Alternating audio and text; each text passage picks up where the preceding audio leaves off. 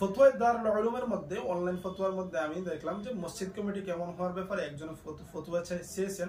ওনারা যে জবাবটা দিয়েছেন শুধু এতটুকু বলে যে মসজিদ কমিটির এমন ইন্তেখাব করা, এমন বাছাই করা দরকার যারা দিয়ানতদারি যাদের মধ্যে আছে এবং দিনদার যারা, ফিসক ও ফুজুর যারা গুনার কাছ থেকে নিজেকে বিরত রাখে, যেমন নামাজ ছাড়া,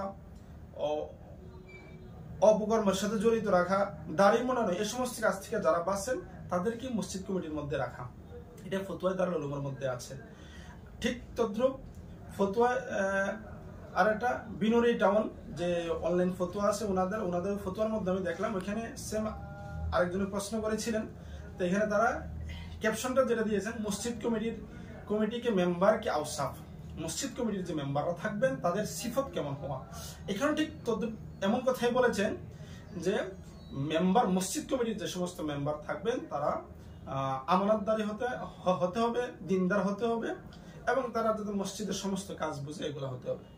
আমি এখানে কিছু কথা বলবো। আমাদের অত্র সমাজে যেহেতু মসজিদ কমিটি সামাজিক কাজের মধ্যে দখল দেন এবং মানুষ তার ইসলামকে পালন করতে গিয়ে সামাজিক যে সমস্যাগুলো আছে ওইগুলা ইসলামিক পদ্ধতিতে সমাধান করা হয়, সেজন্য মসজিদ কমিটির ন্যূনতম ইসলামিক প্রাথমিক জ্ঞান থাকা একান্ত জরুরি।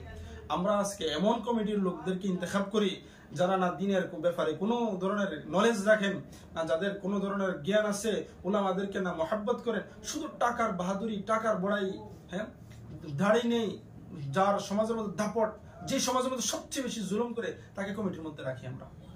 যদিও সব জায়গার সাথে আমার কথা প্রযোজ্য না, কিন্তু বেশিরভাগ জায়গাতেই বিষয়টা এমন যে মসজিদ কমিটি যে সমস্ত জালিম, যারা দিন থেকে যেত দূরে, যারা যেত অনৈতিক কাজের সাথে জড়িত, তাদেরকে কমিটির মধ্যে রাখা হয়। এটা আমাদের জন্য বড় হতাশা, বড় দুঃখের, পরিতাপের বিষয়।